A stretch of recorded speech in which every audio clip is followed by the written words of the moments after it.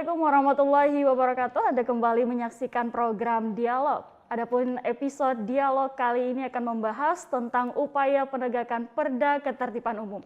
Dan baru-baru ini Satuan Polisi Pamong Praja Pemadam Kebakaran Kabupaten Tabalong giat melaksanakan sosialisasi peraturan daerah ketertiban umum dan ketentraman masyarakat. Hal tersebut dilakukan menyusul maraknya keberadaan para pengemis, pengamen, pedagang jalanan, pengalap mobil, maupun badut jalanan yang pada umumnya dapat ditemui di lampu merah di Jalan Perkotaan Tabalong. Lantas bagaimana Satpol PP Damkar Tabalong menyikapi hal tersebut? Bersama saya Kamaria akan memandu pemirsa selama 1 jam ke depan. Kali ini saya ditemani Kepala Bidang Penegakan Peraturan Perundang-undangan Daerah Satuan Polisi Pamong Praja Pemadam Kebakaran Kabupaten Tabalong, Bapak Suryani. Apa kabar Bapak?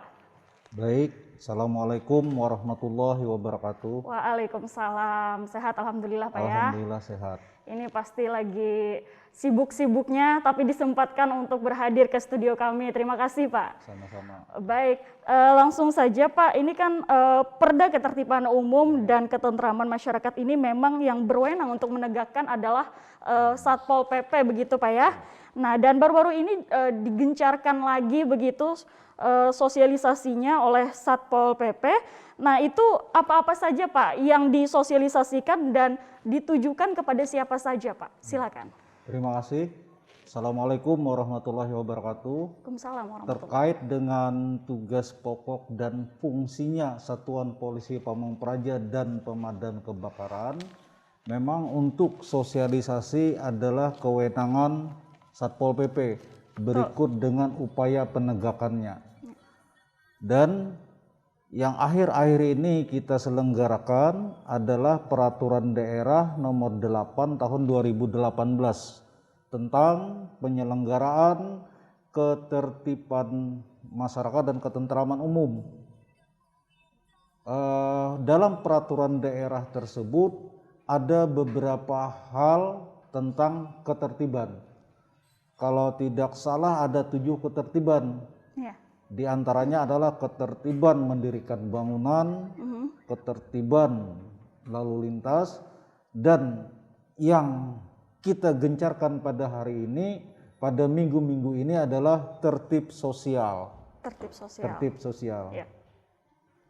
Jadi dalam tertib sosial itu ada beberapa pasal. Pasal 32 tentang permintaan sumbangan, kemudian pasal 33 tentang pengemis, pengamen dan lain sebagainya. Jadi ada 2 pasal khususnya yang kita gencarkan. Dan sasaran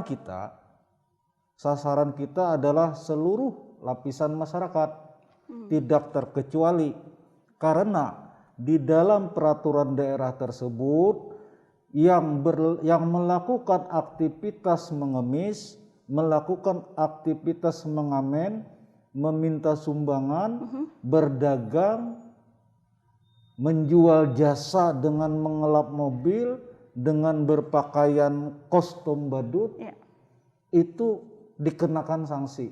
Sekaligus orang yang membeli dagangannya itu, kemudian memberi.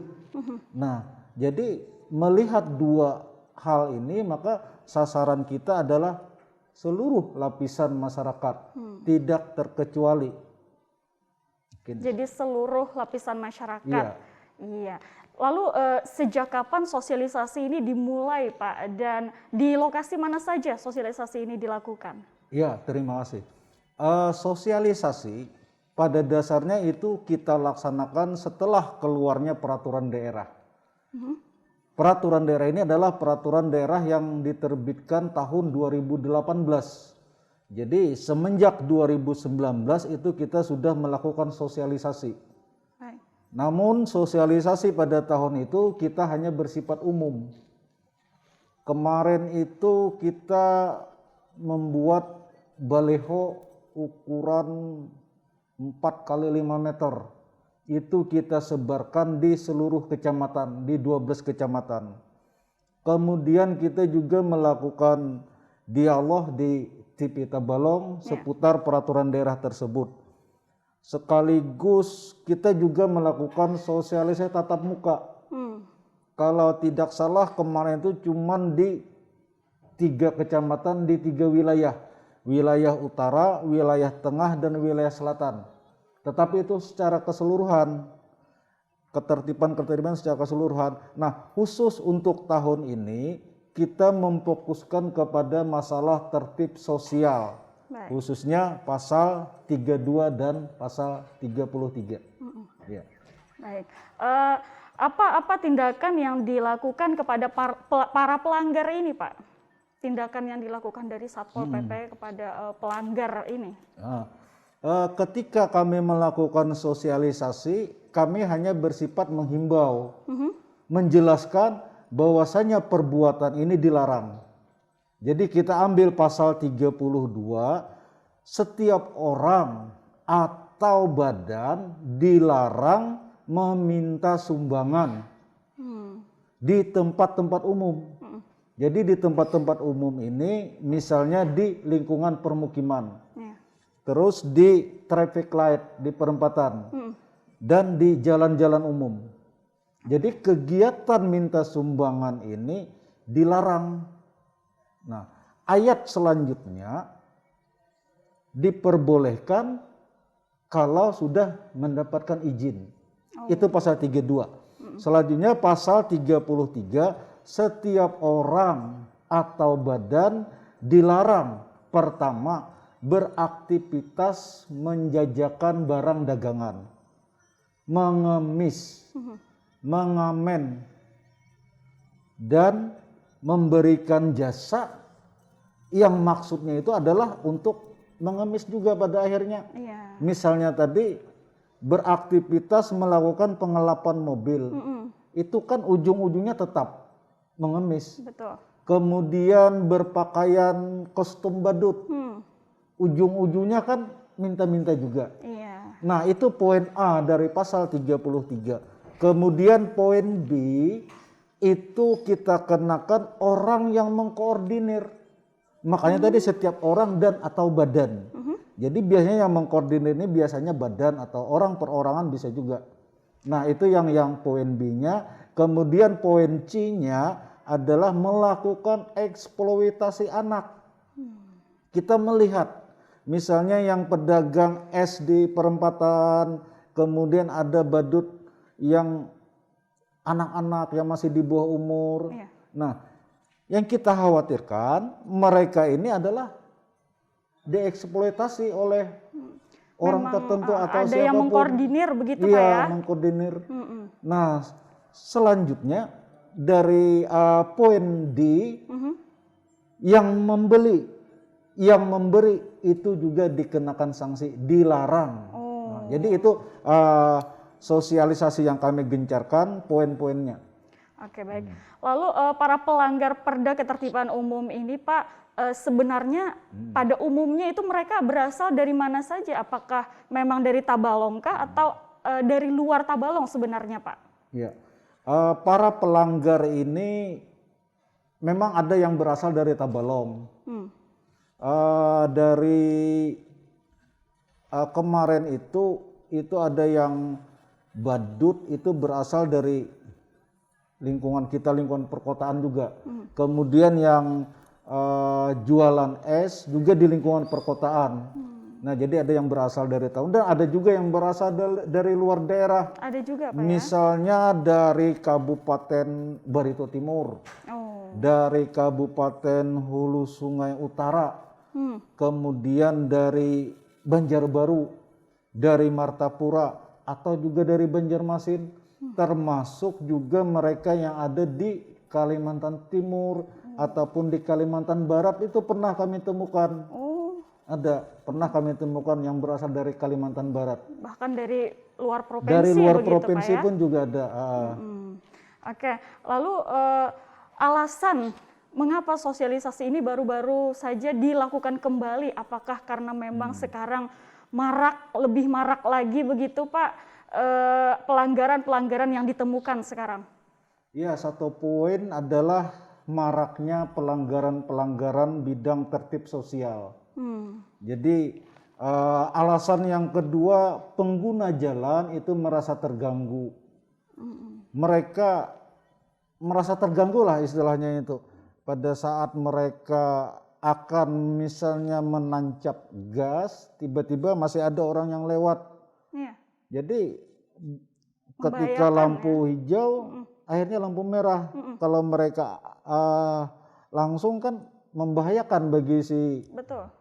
bagi Pekerja yang melakukan tadi. aktivitas itu. Nah, jadi itu yang menjadi alasan kami.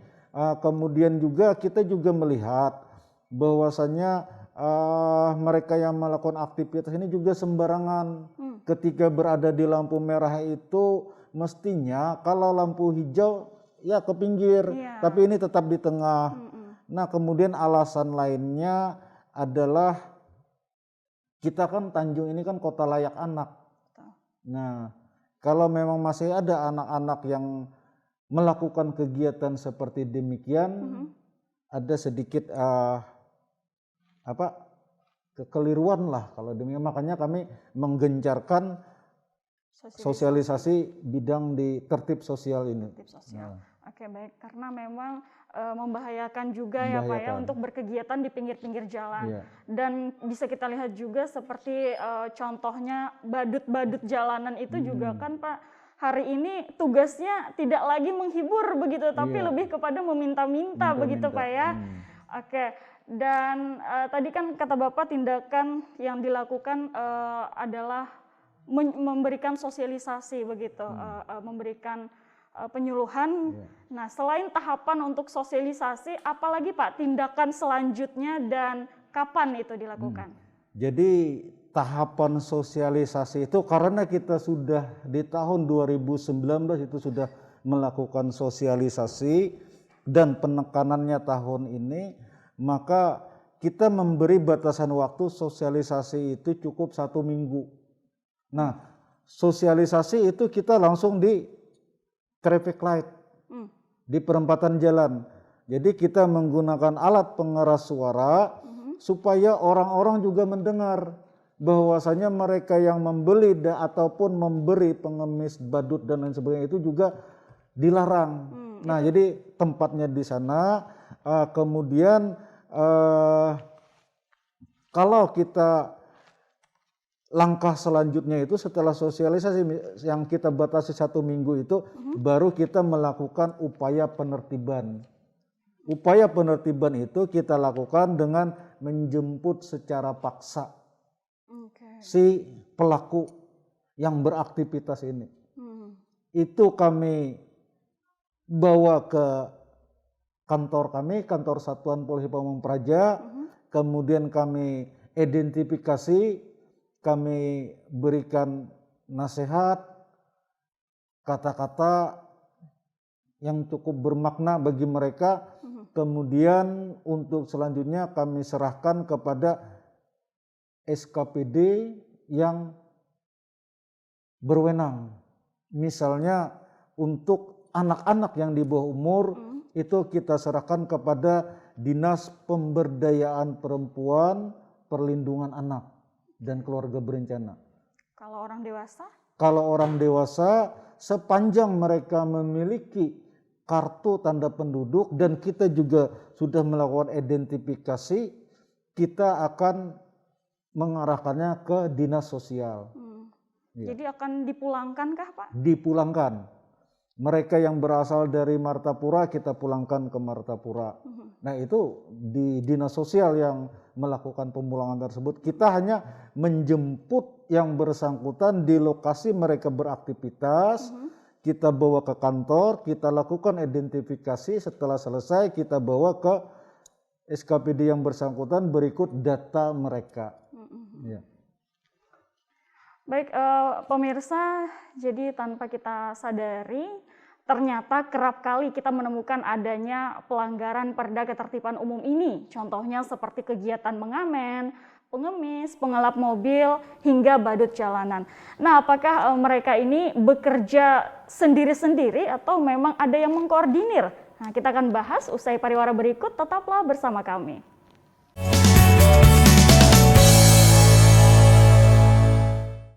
Terima kasih pemirsa, Anda masih bersama kami. Pak, saat dilakukan sosialisasi untuk para pengemis, pengamen, juga pedagang jalan, pengelap mobil sampai kepada badut jalanan ini, apakah mereka ini bekerja sendiri-sendiri atau ada malah yang mengkoordinir, Pak? Ada yang bekerja sendiri-sendiri. Mereka memiliki, misalnya yang badut tadi itu, mereka ada yang memiliki kostum badut sendiri.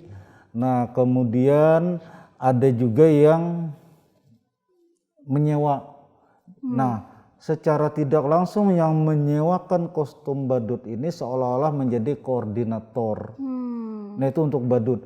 Kemudian untuk pengelap mobil itu yang kami ketahui itu ada ketuanya. Oh, ada ketuanya. Nah, ada ketuanya. Jadi itu semacam kelompok begitu. Semacam kelompok. Ada beberapa waktu yang lalu kami pernah bertatap muka dengan yang pengelap mobil. Pengelap mobil ini bicaranya lancar. Mereka membandingkan dengan kelompok yang meminta sumbangan seperti UPBS, masjid dan lain-lain serta relawan yang lain. Nah, dia membandingkan ke situ. Nah, beberapa hari atau beberapa minggu kemudian kita juga melakukan dialog dengan orang yang sama. Ternyata jawabannya itu, kata-katanya itu seolah-olah dia ini adalah ketua. Nah, akhir-akhir ini yang kami ketahui, dapat kami pastikan memang sebenarnya dia itu adalah ketua.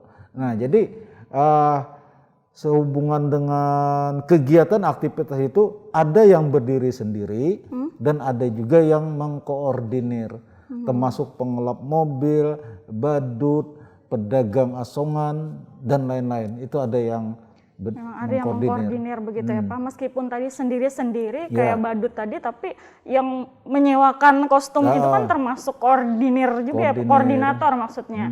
Oke, saat ditanya apa alasan mereka Pak jadi memilih untuk memilih pekerjaan tersebut? Ya, alasan-alasan mereka itu yang pertama adalah masalah ekonomi. Ekonomi. Paling banyak pasti. Paling banyak masalah ekonomi. Kemudian berkembang lagi, kata mereka itu ada salah satu anggota keluarganya yang anggaplah pergi jauh misalnya, yang tidak bisa bertanggung jawab. Anggaplah broken home kah atau quasi broken home itu nah. Nah, kemudian ada lagi yang beralasan bahwasannya kita terkena pandemi hampir 2 tahun. Jadi kan itu banyak yang diistirahatkan dari pekerjaan. Nah, pandemi kemarin itu kan sangat memukul ke sendi-sendi kehidupan kita. Betul. Baik itu dunia usaha, dunia ekonomi maupun dunia pendidikan. Nah, selain itu ada juga yang mereka memang tidak memiliki keterampilan. Kalau bekerja sebagai misalnya anggaplah misalnya tukang jahit, nggak bisa ada keterampilan. Nah, selain itu ada juga yang mereka merasa terlena.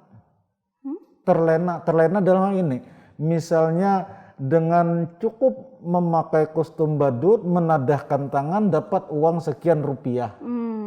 Bayangkan misalnya satu hari mereka mendapat 150.000, kalau dikalikan 1 bulan itu berapa? Oh iya. Nah, jadi mereka merasa terlena, merasa cukup di sini. Wah, enak nih kayaknya nih, menghasilkan sekali ini. Akhirnya dilakukan ya Pak ya. Jadi ada satu lagi, misalnya kan gini, yang pedagang es itu yang anak-anak. Jadi pedagang es yang anak-anak ini, karena kita ini kan yang memberi ini kan ada rasa iba nih. Betul. Melihat anak-anak berjemur di bawah terik matahari, di sela-sela mobil, kendaraan, itu kan merasa iba. Kalau kita misalnya beli satu yang harganya 2.000, kemungkinan kita bisa menyerahkan uang 10.000. Betul. Dan kita nggak minta lagi Kembaliannya kembaliannya. nggak usah. Nah itulah yang mereka merasa, wah enak ini. Jadi mereka melakukan aktivitas secara terus-menerus. Nah itu tadi ya, karena mungkin merasa kok lebih menguntungkan di Lebih sini. menguntungkan. Nah, akhirnya memilih pekerjaan itu tadi. Iya, iya. Oke Pak, kan pekerjaan seperti mereka ini Pak, kegiatan di pinggir jalan seperti pengamen, badut dan lain hal sebagainya itu kan dilarang nih Pak. Iya. Dan termasuk pelanggaran perda. Iya. Nah, lalu dengan dilarang tadi, akhirnya kan mereka kehilangan pekerjaan mereka, Pak. Yang mungkin yang sudah menjadikan pekerjaan itu sebagai mata pencahariannya juga akan kehilangan mata pencaharian. Apa solusi dari Bapak? Ya, terima kasih. Kegiatan aktivitas mereka ini dilarang dan itu ada sanksinya. Sanksinya itu sebagaimana tertuang di pasal 44 termasuk tindak pidana pelanggaran. Nah, tindak pidana pelanggaran ini dengan ancaman hukuman 3 bulan penjara dan atau denda 50 juta rupiah. Kalau melihat sanksi, tentunya mereka pasti tidak akan melakukan aktivitas itu.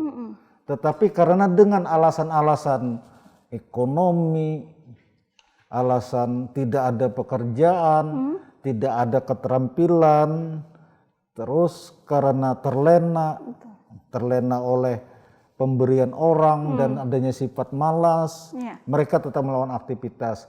Nah, jadi bagi mereka yang tidak memiliki keahlian, kami coba berkoordinasi dengan dinas terkait.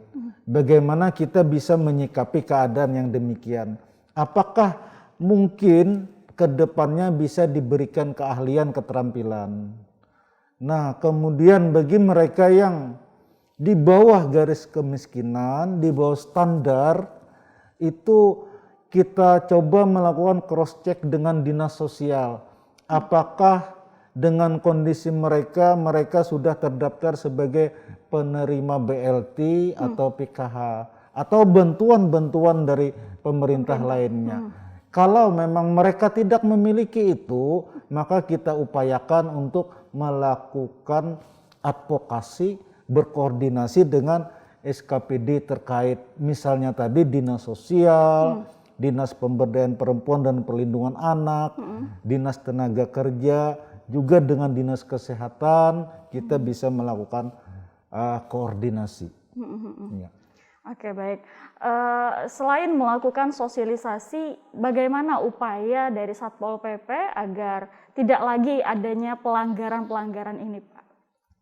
Selain sosialisasi yang kami laksanakan, yang kita jadwalkan itu kurang lebih 1 minggu, kemudian berikutnya adalah penertiban.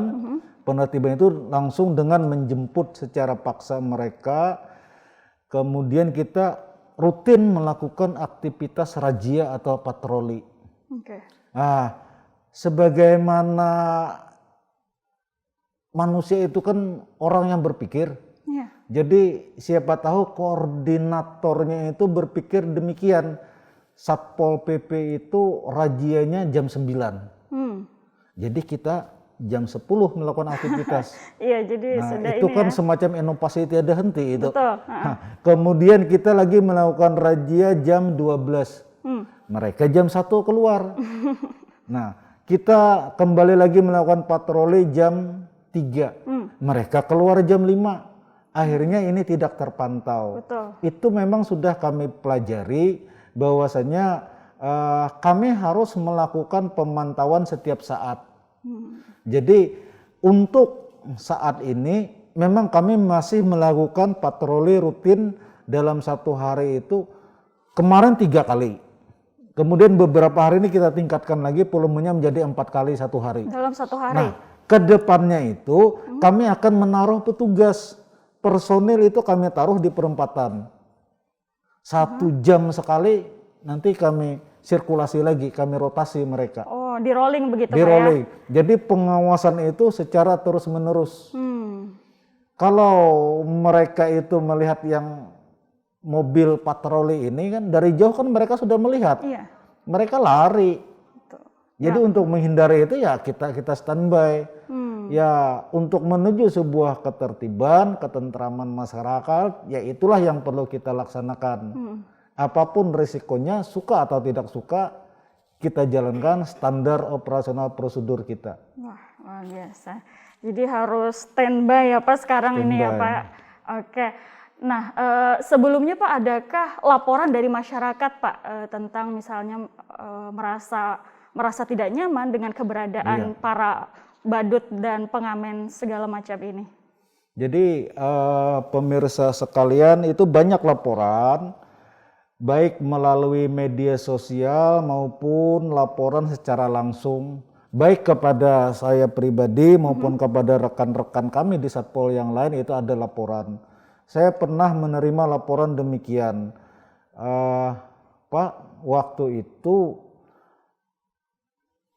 ada tukang pengelap mobil, terus pakai kemoceng, ini saya kasih uang, ya saya setelah sampai di rumah saya periksa ternyata ada goresan. Nah, jadi mereka merasa tidak nyaman. Kemudian juga ada yang diketok-ketok atau setengah digedor itu kaca mobil itu. Semacam memaksa begitu? Semacam memaksa. Nah, jadi itu ada paksaan lah dari mereka. Nah, sebagaimana kita ketahui bahwasanya yang namanya ketertiban masyarakat dan ketentraman umum ini adalah suasana, kondisi di mana pemerintah, masyarakat maupun pihak swasta itu dalam melaksanakan aktivitas kehidupan merasa nyaman dan tentram. Nah, jadi itu untuk menuju itu kita sama-sama berkolaborasi. Nah, disitulah tadi sasaran sosialisasi itu tidak hanya kepada si pelaku aktivitas, tetapi juga kepada semua lapisan masyarakat. Nah, juga untuk koordinasinya kita ke semua SKPD. Karena Satuan Polisi Pamung Praja tidak mungkin berdiri sendiri. Betul. Jadi semuanya harus saling bekerja sama. Saling bekerja sama. Baik, pemirsa, jika berkegiatan di pinggir jalan seperti halnya pengemis, pengelap mobil hingga badut jalanan adalah melanggar peraturan daerah, lantas bagaimana dengan kegiatan aksi sosial? Nah, kita akan bahas usai jeda. Jangan kemana-mana.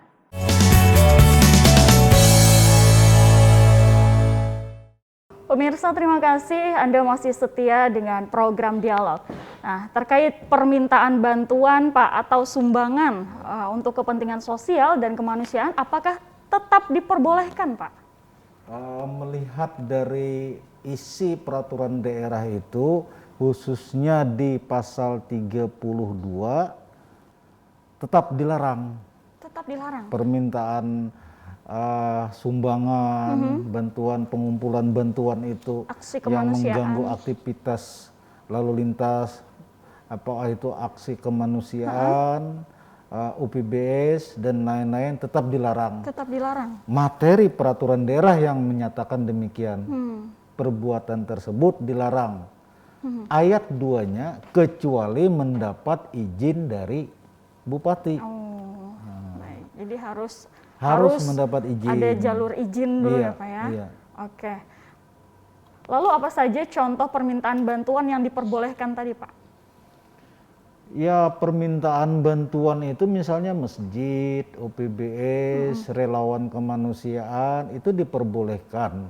Yang penting tadi dengan yang penting, catatan minta izin kepada dulu, bupati. Pak ya. Dan juga permohonan izin itu disertai dengan titik-titiknya, tempatnya di mana. Apakah di lingkungan permukiman, apakah di jalan umum, dan selain ditentukan titik-titiknya itu, mereka juga diharuskan untuk ada durasi waktunya. Tidak mungkin kan dari pagi sampai pagi lagi. Jadi dari pagi sampai jam 11 misalnya selesai. Kemudian besok sorenya. Jadi secara tidak terus-menerus. Dulu pernah antara pihak pengelap mobil yang dengan kemoceng ini bersitegang dengan peminta sumbangan itu. Nah, Karena ini kan terjadi sebuah kerawanan ini. betul. Jadi padahal dua-duanya itu sama-sama dilarang. Nah, jadi itulah mungkin kami juga perlunya dilarang kegiatan-kegiatan ini karena mereka kemungkinan clash itu ada. Betul. Nah, jadi itu tadi menentukan titik-titiknya, kemudian menentukan durasinya, kemudian berapa orang yang terlibat, jadi tidak keseluruhan. Kemudian kalau mereka menggunakan musik itu kan harus tepat waktu, kemudian tepat iramanya. Misalnya permintaan sumbangan masjid, tetapi Musiknya. yang diputar musik rock, itu kan lepas sasaran. Betul. Nah, tapi kami mengemukakan hal yang demikian, kami juga tidak memberikan izin. Kami juga melarang itu, kecuali tadi itu mendapat izin dari bupati. Baik. Ya. Oke. Selain tidak mendapatkan izin, Pak, bantuan apa yang dilarang oleh pemerintah? Bantuan yang dilarang itu selain tidak mendapatkan izin, misalnya ada minta sumbangan dari luar daerah. Oh. Nah, itu kan kebanyakan ada kan dari luar daerah itu, apakah dari kabupaten tetangga, misalnya dari Kabupaten Balangan, Kabupaten Hulu Sungai Utara, ataupun yang lebih jauh lagi itu bisa dari Kabupaten Banjar. Bukan dari orang kita? Bukan dari dari daerah kita. Sekitar tahun 2019 itu yang kami temukan yang peminta sumbangan dengan alasan untuk sumbangan masjid itu kebanyakan dari Kabupaten Banjar. Nah, ketika kami lihat perizinannya adalah perizinan yang sudah daluarsa, sudah tidak berlaku lagi, dan kertasnya itu pun sudah sobek-sobek. Itu tetap dipakai mereka. Jadi itulah yang kami larang itu. Baik, selain dilarang itu tadi, Pak, apa tindakan yang dilakukan Satpol PP lagi, Pak? Tindakan yang dilakukan Satpol PP, yang pertama sekali kami menanyakan legalitasnya, yaitu surat izinnya. Apakah mereka sudah mendapatkan izin untuk melakukan aktivitas tersebut atau tidak. Apabila mereka tidak mendapatkan izin, apabila mereka tidak memegang izin, secara tidak langsung kami membawa mereka atau membubarkan mereka di tempat. Nah, kemudian yang meminta sumbangan keliling di permukiman itu, pada saat kami patroli, tiba-tiba mereka ada, langsung kami bawa ke kantor. Nah, apabila mereka juga tidak mendapatkan izin, otomatis kalau yang dari luar itu kan izinnya dari gubernur. Nah, kalau mereka tidak mendapatkan izin, biasanya berkas-berkasnya itu kami sita. Lalu mereka kami pulangkan.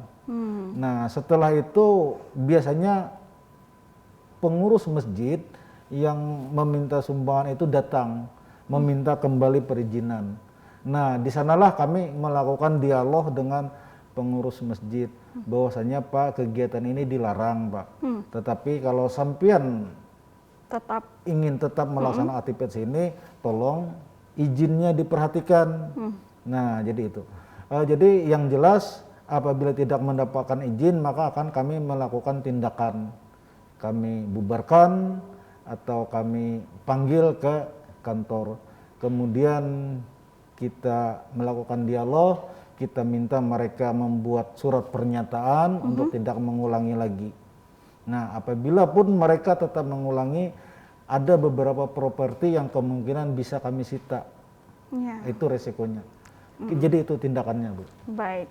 Nah, jadi pemirsa tidak hanya sebatas sosialisasi terkait maraknya keberadaan pengemis, pedagang jalanan, badut jalanan yang bermunculan. Pemerintah daerah Tabalong tetap memberikan perhatian bagi para pelanggar melalui Badan Amil Zakat Nasional Tabalong, khususnya warga Tabalong sendiri. Tim kami berkesempatan melakukan wawancara dengan Ketua Basnas Tabalong dan berikut ini video cuplikannya. Jadi sebagaimana kita ketahui bahwa akhir-akhir ini di daerah kita, khususnya di Kota Tanjung, marak kegiatan meminta-minta dengan modus memakai pakaian badut-badut dan menjual es yang dilakukan oleh anak-anak di bawah usia, artinya di bawah umur. Nah, ini kita cukup prihatin dan alhamdulillah pemerintah daerah sudah melakukan kegiatan-kegiatan pembinaan kepada mereka, dan kita sudah tahu semua bahwasanya alasan mereka kenapa memberikan ya istilahnya itu membebani anak-anak mereka untuk melakukan secara halusnya meminta-minta di fasilitas-fasilitas umum. Ini sudah pasti dengan alasan karena kurang mampu, bahasa artinya miskin. Nah, oleh karena itulah Basnas Kabupaten Tabalong punya program ya, pembinaan terhadap warga-warga kita yang miskin, baik dalam bentuk kepedulian maupun dalam bentuk-bentuk yang lain. Nah, salah satunya adalah dalam rangka meningkatkan memberikan kesempatan mereka untuk berusaha. Kita memberikan modal usaha kepada mereka yang orang tua dari yang ya badut-badut inilah, atau yang anak-anak yang di bawah umur yang melakukan kegiatan jual es. Dan kami melihat bahwa ini es ini hanya sekedar alat saja, tapi yang diharapkan adalah belas kasihan dari warga kita yang kebetulan melihat mereka pada posisi-posisi tertentu. Nah, Basnas Kabupaten Tabalong punya program untuk membantu meringankan beban mereka dalam bentuk memberikan modal, dengan catatan bahwa mereka memang berniat untuk berusaha. Dan satu hal catatan lagi, bahwa yang kita bantuannya adalah penduduk Tabalong, bukan penduduk luar.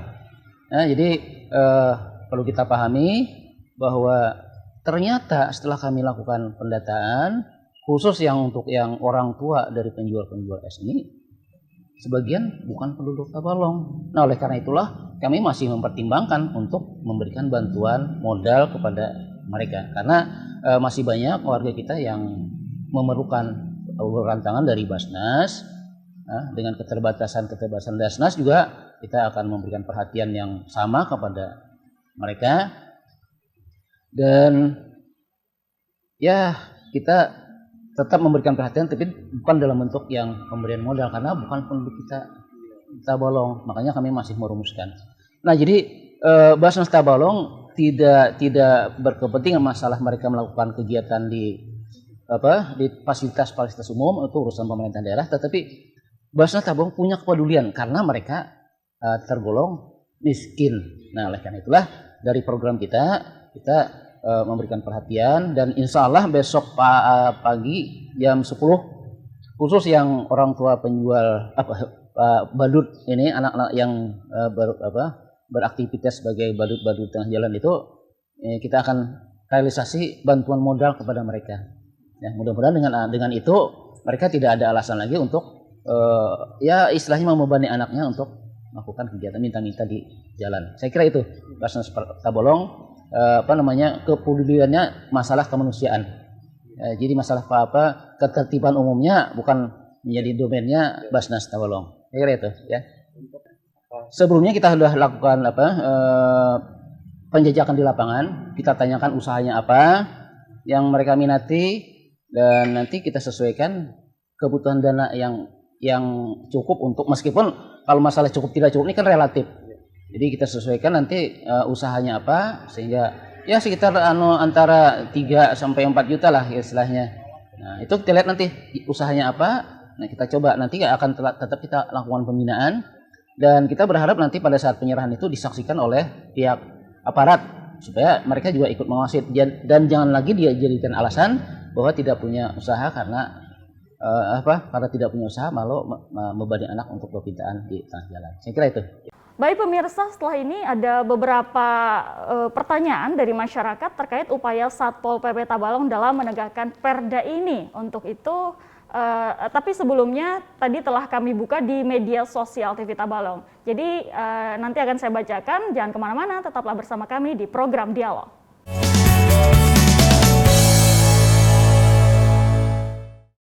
Pemirsa, terima kasih Anda masih bersama kami. Nah, kali ini saya akan membacakan beberapa pendapat dan pertanyaan dari masyarakat melalui media sosial TV Tabalong. Yang pertama dari Yuningsih, carikan solusinya yang terbaik karena mereka juga butuh makan. Bagaimana supaya aman, tertib, terkendali tanpa menyakiti hati dan perasaan mereka. Nah, yang kedua dari Mami Uti. Kalau buat pengelap mobil, saya nggak masalah dia bekerja juga. Dan buat pengamen juga nggak masalah. Nyanyi dan menghibur pengendara begitu. Baru minta upah. Yang masalah itu yang mengemis colek-colek minta duit. Itu bikin nggak nyaman dan badut jalanan yang semakin menjamur itu ada baiknya ditertibkan buat orang dewasa. Kalau anak kecil kasihan, takut terserempet mobil dan motor, apalagi sangat berat memakai kostum badut. Bagaimana tanggapannya, Pak? Yang pertama tadi berbicara masalah solusi. Jadi kami di Satuan Polisi Pamong Praja ini dalam melakukan kegiatan itu senantiasa berpedoman kepada SOP, standar operasional prosedur. Dan kemudian kami juga ada memiliki standar pelayanan minimal. Nah, di dalam standar pelayanan minimal itu kami yakin dan kami tahu bahwasanya ketika kami melakukan penegakan peraturan daerah itu ada warga atau masyarakat yang terdampak baik negatif maupun positif. Nah, terhadap yang terdampak negatif ini seperti kena razia, kena patroli, pengamanan, dijemput secara paksa. Setelah kami lakukan identifikasi, mereka tidak ada pekerjaan yang layak, tidak ada penghasilan yang memadai, kena himpitan ekonomi. Nah, disitulah kami melakukan advokasi, kami akan memberikan pelayanan. Jadi standar pelayanan minimal itu adalah pelayanan penyelenggaraan ketentraman umum dan ketertiban masyarakat. Nah, jadi pelayanan itu kami melakukan kolaborasi dengan beberapa SKPD lain. Kami berkoordinasi dengan Dinas Tenaga Kerja, berkoordinasi dengan Dinas Sosial, Dinas Kesehatan, Dinas Pemberdayaan Perempuan dan Anak, dan juga dengan Dinas Pendidikan serta lembaga-lembaga yang lain termasuk Basnas. Jadi bagaimana caranya kita memecahkan kasus ini?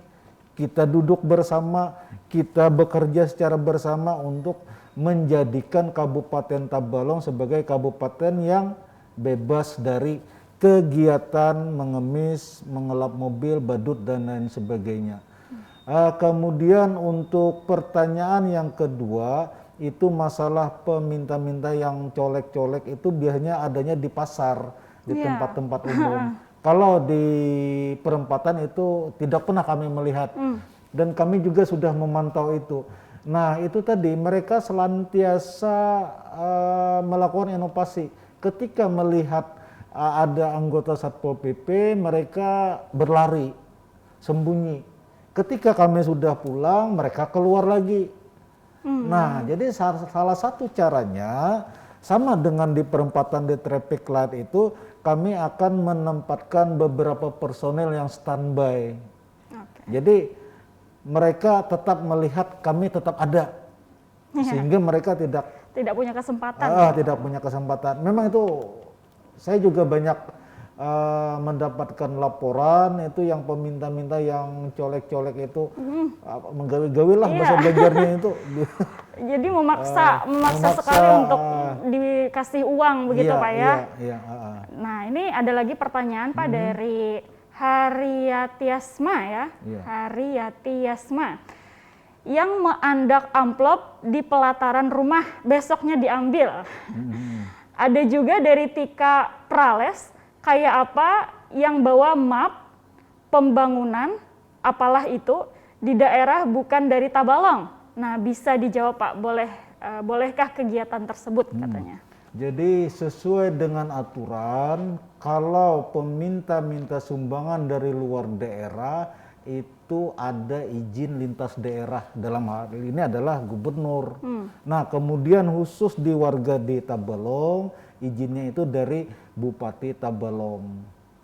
Nah, itu harus ada, itu sesuai dengan aturan kita. Kalau kita berpedoman kepada aturan, kita tidak akan mengasih, dan juga kami juga akan menarik mereka, akan mengamankan mereka. Tetapi kita juga tidak bisa melarang mereka yang misalnya menaruh amplop atau sedikit rezeki ditaruh di sana.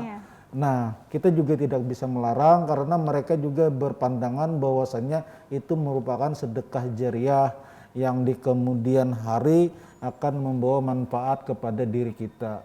Keyakinan itu kami juga tidak bisa melarang. Betul. Tetapi kalau sesuai aturan, segala sesuatunya itu yang melanggar ketentuan itu dilarang dan ada sanksinya. Nah, insya Allah hal-hal yang demikian akan menjadi prioritas bagi kami, dan kami juga memberikan apresiasi dan mengucapkan terima kasih kepada yang telah bertanya. Jadi pada dasarnya mereka yang bertanya ini mengerti keberadaan kami Satpol PP, mengerti akan tugas-tugas kami, dan di lapangan kiranya inilah yang merupakan mitra kami, yang artinya kami bisa bekerja sama lebih lanjut. Baik. Nah, kalau dari segi masyarakatnya nih Pak, misalnya bagaimana kita sebagai masyarakat atau pengguna jalan menyikapi apabila menemui pengemis, pengamen, badut jalanan ini Pak? Yang pasti tidak dikasih duit ya Pak ya, jangan dikasih lagi. Yang pasti jangan dikasih. Tetapi ya itu tadi, terkadang hati kita merasa iba. Betul. Hati kita merasa iba. Kalau kita kasih, otomatis mereka akan terlena. Itu tadi terlena. Oh, ternyata penghasilan di perempatan jalan sini lebih banyak.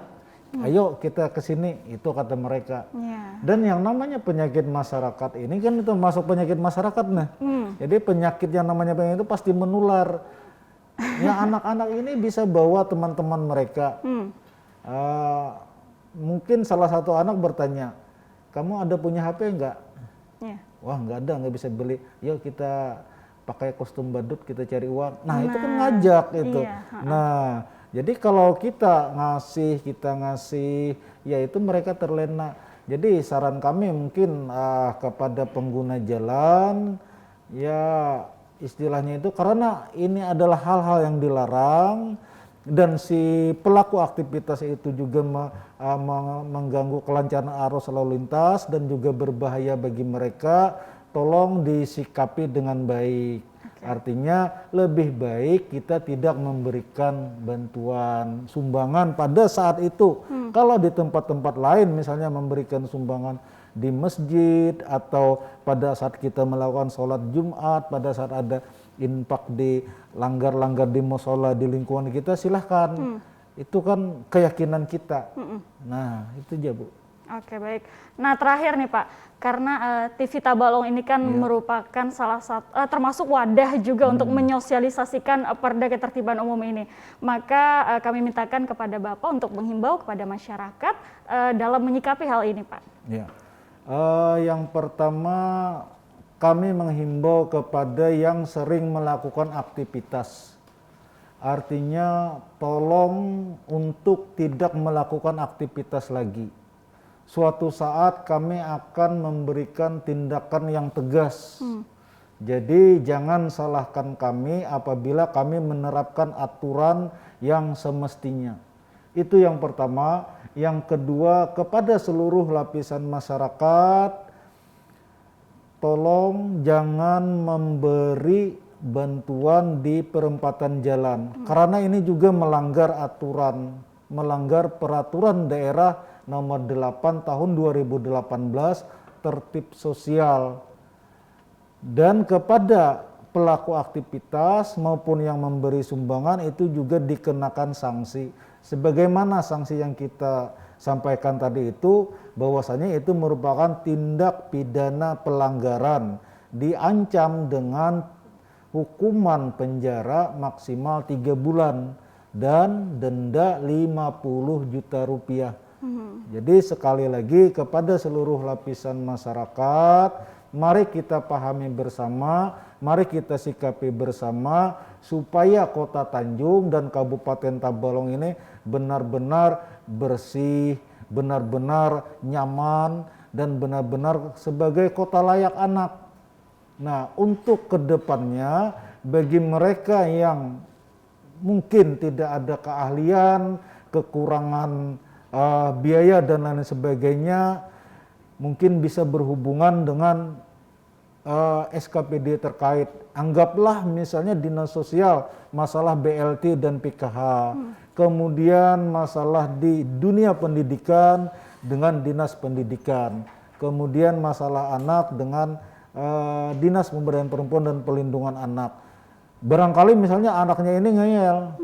Lalu kita memberikan masukan-masukan nasihat. Nah, di dinas pemberdayaan perempuan dan perlindungan anak itu kan ada psikolognya ada. Iya. Nah, mereka bisa memberikan masukan-masukan, arahan-arahan agar si anak ini tidak melakukan lagi aktivitas yang dilarang tersebut. Nah, itu. Jadi ada keterpaduan, Bu. Baik, nah itu tadi himbauan dari Bapak. Jadi tidak terasa juga Pak, kita sudah di penghujung acara. Sekali lagi terima kasih Pak Sriani telah meluangkan waktu berbagi bersama kami. Juga pemirsa di rumah juga terima kasih. Saya Kamaria bersama kru yang bertugas pamit undur diri. Wassalamualaikum warahmatullahi wabarakatuh. Terima kasih Pak.